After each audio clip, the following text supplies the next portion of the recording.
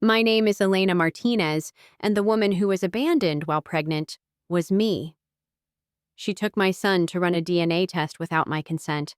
I stood in court, shaking with rage, and he, the man who once walked away from us, stood up, pointed at his own mother, and said, "If you ever come near them again, I will have you arrested." Do I make myself clear? This isn't just a story about a broken relationship. It's about a single mother rising in the eye of a storm, a child kidnapped by his own family, and a man who lost everything, trying to make it right before it's too late. Before I share my full story, let me know where you're watching from in the comments. Don't forget to hit like and subscribe if you've ever had to stand up for your family. Trust me, you'll want to hear what happens next. The emergency lights flickered on just as I finished intubating my third patient of the night. Hurricane winds rattled the windows of Austin Children's Hospital, and somewhere in the darkness beyond, transformers exploded like distant fireworks. I pressed my palm against the cold glass, watching the city disappear into blackness. "Dr. Martinez, we have visitors in command." Nurse Jackie's voice cut through the chaos. "Board members and investors from the MedTech project. They were evacuated from the executive wing." I didn't look up from checking little Emma's vitals. "Tell them to grab coffee and stay out of our way." But Jackie lingered. "Elena, you should know." The generator kicked in fully then, flooding the ward with harsh fluorescent light. I turned, ready to snap at whoever thought a storm was the right time for a hospital tour. The words died in my throat. Grant Whitaker stood in my emergency command center, water dripping from his designer coat, those gray eyes exactly as I remembered them.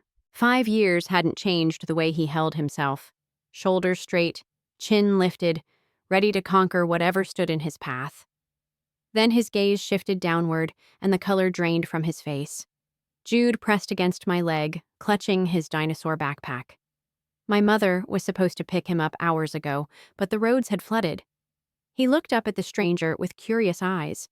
Grant's eyes, unmistakably silver gray with flecks of blue. "Mommy, who's that man?" Grant's mouth opened, closed, opened again, his perfect composure cracked like ice under pressure. I watched him do the math. 5 years, a 5-year-old boy, those identical eyes staring back at him. "Just someone from work, baby." I scooped Jude up, feeling Grant's stare burning into us. "Let's get you back to the break room." "Elena." His voice was hoarse. "Is he—" "That's not your concern." I kept walking, my heart hammering against my ribs. Behind me, I heard his sharp intake of breath, the scrape of his shoes as he stepped forward. "Elena, wait! Dr. Martinez." I didn't turn around. "It's Dr. Martinez here, Mr. Whitaker, and we have work to do." 6 years ago, New York City Grant's apartment overlooked Central Park. All glass and steel and impossible views. I'd spread my medical textbooks across his pristine dining table, highlighters scattered like confetti. He'd kiss my neck while I studied, bring me coffee at 2 a.m., quiz me on anatomy with that teasing smile. "Marry me," he'd said one October morning. No ring, no grand gesture. Just Grant in his boxers making scrambled eggs, turning to me like it was the most natural thing in the world. "Yes," I'd answered without thinking. Because back then, I couldn't imagine thinking when it came to him. 3 months later, everything shattered. His father's death, the family empire waiting in Seattle, the expectation that I'd abandon my residency to follow him. We fought for weeks, in whispers at first, then in shouts that echoed off through his empty walls. "It's just geography, Elena. We'll make it work." "It's not geography, it's my life. I'm 8 months from finishing, and I'm offering you a different life, a better one." The boarding pass he left on my pillow was first class to Seattle. One way. The note simply read, "Choose us or choose them." I chose them. Or maybe I just chose me. The pregnancy test turned positive 2 weeks after he left. I stared at those 2 pink lines until they blurred, alone in my studio apartment. My fingers hovered over his number 100 times. But what would I say? That I was scared? That I needed him? That I'd made the wrong choice? Pride tastes bitter going down. I packed my life into boxes and drove to Austin, to Aunt Maria's tiny house with the yellow kitchen and the garden full of tomatoes. She never asked questions, just held me while I sobbed into her shoulder. Present day, The storm raged on. I found Grant in the hallway outside pediatric ICU, his forehead pressed against the glass. Jude was asleep in the break room, curled up on 3 pushed-together chairs. 5 years, he said without turning. 5 fucking years, Elena. Language. This is a children's ward. He spun around, and the fury in his eyes made me step back. Don't you dare act like I'm the villain here. You kept my son from me. You left.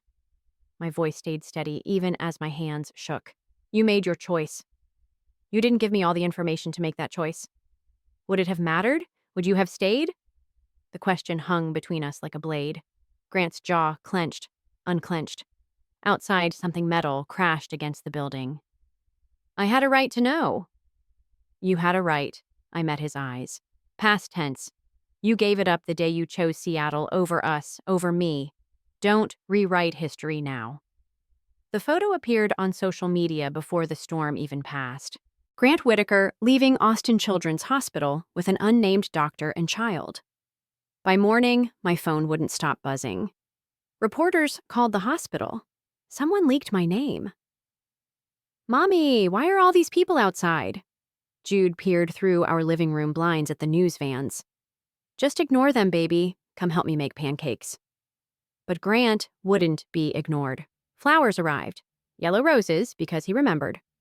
Then lawyers. Then Grant himself, standing on my doorstep in the rain like some romance novel hero. We need to talk about custody. Get off my porch. Elena, please. I'm trying to do this right. Right. I laughed, sharp and bitter. Right was 5 years ago. Right was before you built your empire on my stepfather's work. His face went white. What are you talking about?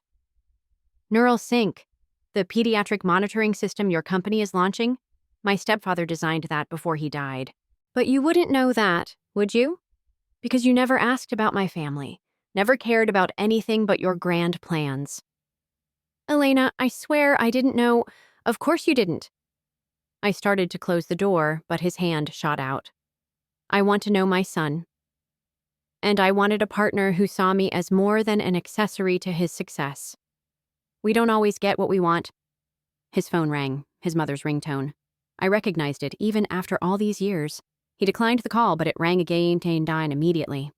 Answer it, I said. Evelyn always gets what she wants. The irony tasted like copper in my mouth.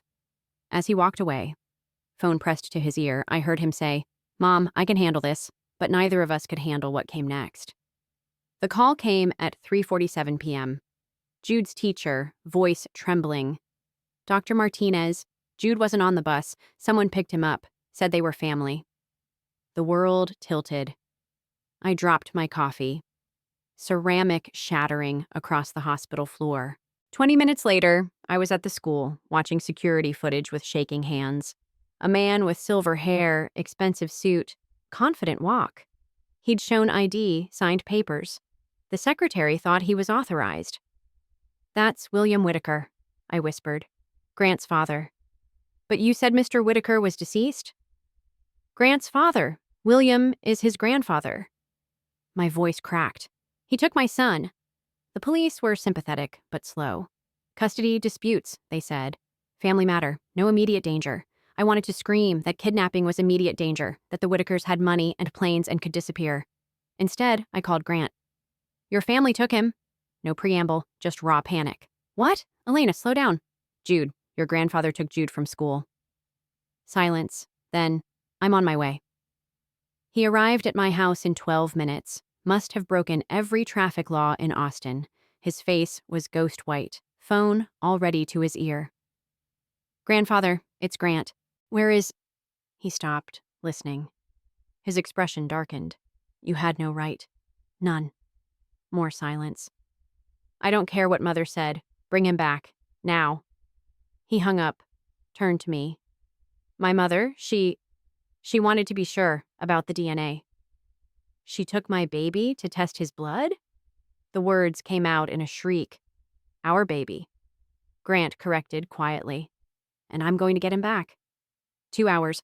2 hours of pacing, of Grant on the phone with lawyers, of me calling Jude's tablet praying he'd answer.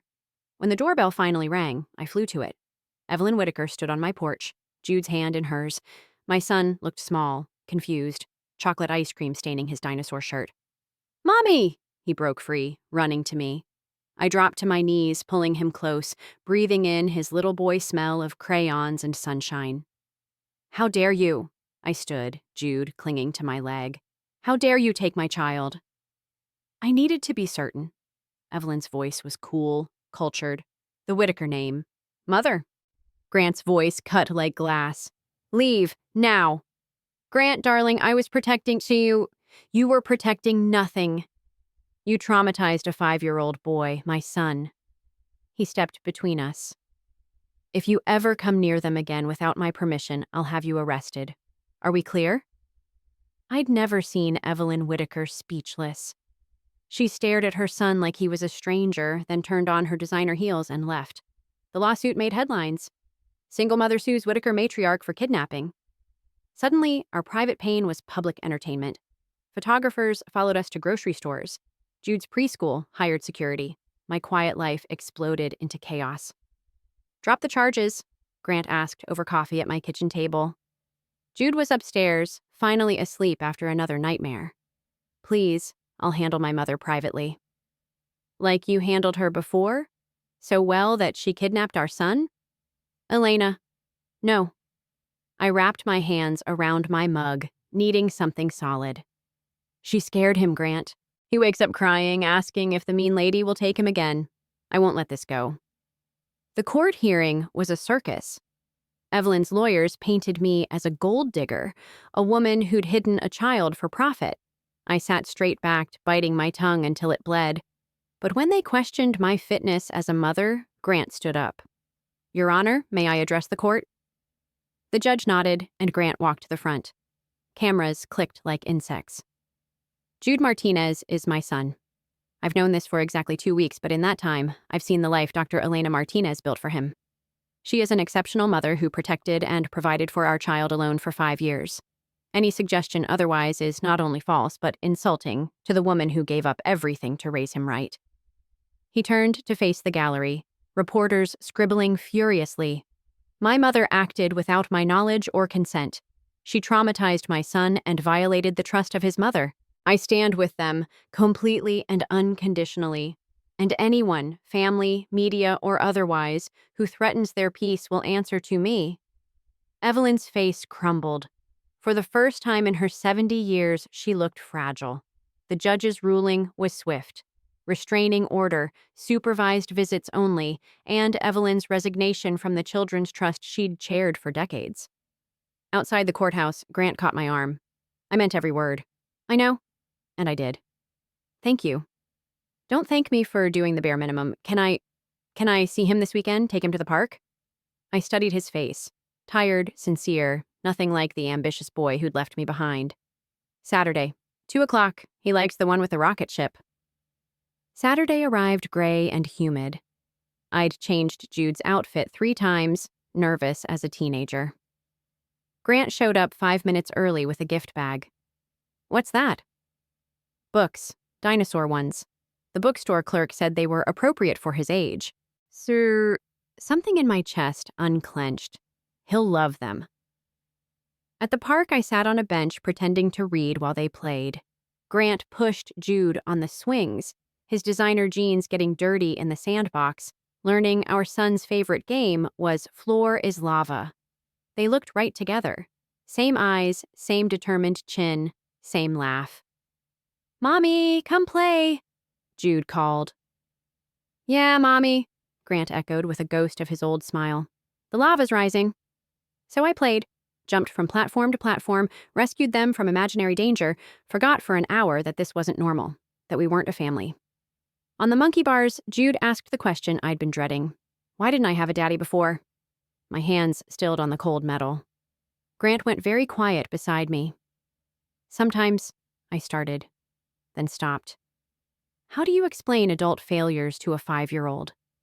Grant knelt in the mulch, eye level with our son. "Because I made the biggest mistake of my life. I went away when I should have stayed. But I'm here now, if that's okay with you." "Are you gonna go away again?" "No." Grant's voice was rough. "Never again." Jude considered this with 5-year-old seriousness. Okay, can we get ice cream? That night, after Jude was asleep, Grant lingered on my porch. I'm looking at houses here, in Austin. Grant, I'm not asking for anything, just proximity. The Seattle office can manage without me. Your whole life is there. No, he met my eyes. My whole life is asleep upstairs, dinosaur pajamas and all. I missed 5 years. I won't miss any more. I wanted to say something cutting about too little too late. Instead, I found myself saying, there's a place for sale 2 streets over. Good schools. His smile was worth the risk. Maybe. That night, an email waited in my inbox. Boston Children's Hospital, Director of Pediatric Research. The position I'd dreamed of since medical school. I stared at the offer until the screen blurred. Upstairs, Jude talked in his sleep, something about rocket ships and Daddy. I closed the laptop without responding. Boston? Grant stood in my kitchen, the email printed in his hand. When were you going to tell me? I haven't decided anything. I focused on washing dishes, not looking at him. And how did you even see that? Jude was showing me his tablet. Your email was open. He set the paper on the counter. It's an incredible opportunity. I know what it is. So take it. I spun around. What? Take it. His face was calm, resolved. I spent 5 years making you choose between me and your dreams. I won't do it again. It's not that simple anymore. Jude has friends here, school, stability. All things that exist in Boston. He stepped closer. Elena, what do you want? What I wanted was to scream, to throw a plate, to go back 6 years and make different choices. Instead, I said, I want Jude to be happy. That's not what I asked. The next week was kindergarten graduation. I sat in a tiny plastic chair, watching Jude sing songs about butterflies and friendship. He waved from the makeshift stage, gap-toothed grin bright as sunshine. Grant sat beside me, filming on his phone like every other proud parent. My family, Jude announced during his turn at the microphone. I have a mommy who is a doctor and helps sick kids, and now I have a daddy who comes to play with me, and Aunt Maria who makes the best cookies. My eyes burned. Grant reached over, squeezed my hand. I let him. After the ceremony, while Jude played with friends, I found myself outside calling Boston. Dr. Martinez, we're thrilled to hear from you. I'm honored by the offer, I said, watching through the window as Grant helped serve juice boxes. But I need to propose something different. 3 hours of negotiations, research partnership, remote oversight, quarterly visits, building a satellite program in Austin. They said they'd consider it. What if they say no? Grant asked later. Jude asleep between us on the couch after too much graduation cake. Then I stay here anyway. The truth surprised me. This is home. You'd give up Boston? I'm not giving up anything. I looked at our son, chocolate frosting still in his hair. I'm choosing what matters. 1 year later. Jude, please don't feed the research equipment, I called across the celebration. The Austin Pediatric Research Center was officially open, ribbons cut, speeches made. My son, now 6 and fearless, was trying to share his cake with a very expensive MRI model. Sorry, Dr. Martinez, he grinned, frosting on his nose. Dad said it might be hungry. Grant appeared, scooping Jude up. I said no such thing, buddy. Don't throw me under the bus. I watched them whisper and giggle, conspirators already. The past year hadn't been easy. Custody schedules, therapy sessions, learning to co-parent with someone who'd been a ghost for 5 years. But somewhere between Saturday pancakes and emergency room visits when Jude broke his arm, we'd found a rhythm. Elena! Aunt Maria waved from across the room, standing with, of all people, Evelyn Whitaker. My former mother-in-law looked smaller these days, uncertain. She'd apologized, really apologized, 6 months ago. I wasn't ready to forgive, but I was trying. For Jude. Beautiful space, someone said behind me. Dr. Williams from Boston, who'd flown down for the opening. You've built something special here. I had. We had. The center would serve Austin's most vulnerable children, using protocols my stepfather had dreamed of. Grant's investment had made it possible, but the vision was mine, ours. Mommy! Jude ran over, Grant chasing him. Dad says we can go to the beach this weekend. Did he now? I raised an eyebrow at Grant. Padre Island. I booked a house. He looked almost shy. 3 bedrooms. Maria's invited to, if she wants. These little moments still caught me off guard. The casual assumption that we were a unit, even if undefined. The way he'd learned Jude's bedtime routine, my coffee order, which nights I worked late. That sounds nice, I admitted. The party wound down. Grant stayed to help clean up, Jude helping by playing with balloons. As we locked up, I noticed the plaque by the door. The Martinez Center for Pediatric Innovation, in memory of Dr. Robert Martinez, whose vision lives on. It's perfect, Grant said quietly. He would have loved it. My stepfather had died thinking his work was lost. Now it would help thousands. Elena. Grant's voice was serious. I need to tell you something. My stomach clenched. What? He reached into his pocket, pulling out a small box. Not a ring box. Flatter. Inside was a pendant. Cayenne jade surrounded by tiny diamonds. I'm not proposing, he said quickly. I know we're not there. Maybe we'll never be. But this was your mother's, wasn't it? From that necklace you lost when you moved? I couldn't speak.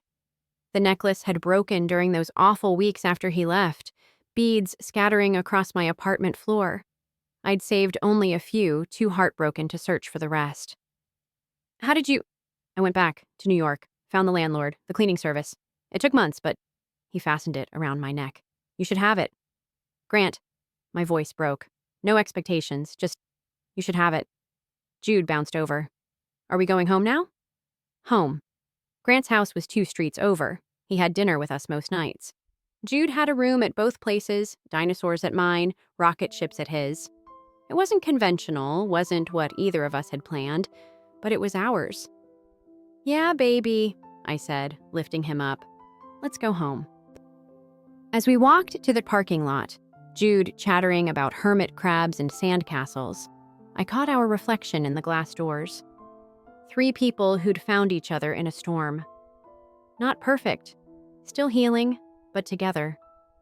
The jade was warm against my skin, a reminder that broken things could be made whole, different than before, maybe stronger for the breaking. Grant held the door as I buckled Jude into his car seat, our eyes meeting over our son's head. Thank you, I mouthed. He smiled, not the cocky grin of the boy who'd left, but something quieter, earned. Saturday then? Saturday. On the drive home, Jude sang songs about families in his sweet, off-key voice. I touched the pendant at my throat and let myself imagine.